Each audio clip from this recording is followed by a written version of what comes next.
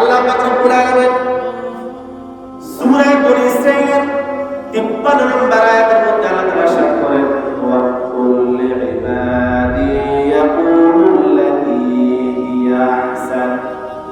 জিহ্বা দিয়ে ভালো কথাও বলা যায়, এই জিহ্বা দিয়ে মন্দ কথাও বলা যায়। জিহ্বা দিয়ে আমরা ভালো কথাও বলি, এই জিহ্বাটা দিয়ে আমরা মন্দ কথাও বলি।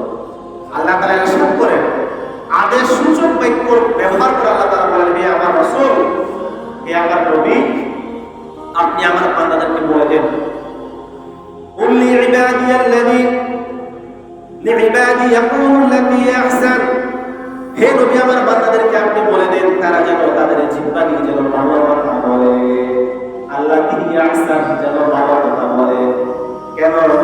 ফাইন্নাশ শাইতানা ইয়ানজামু বাইনাহুম ইন্নাশ শাইতানা লিল ইনসানি আদুওয়ান মুবিনা।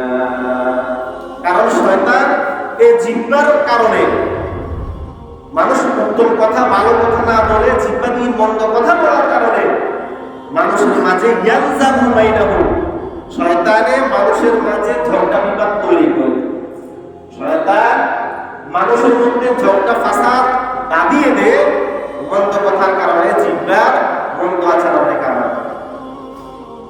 নিশ্চয় শয়তান লিল ইনসানি আদুওয়ান মুবিনা, নিশ্চয় শয়তান মানুষের জন্য, মানবতার জন্য, মানব জাতির জন্য প্রকাশ্য দুশমন।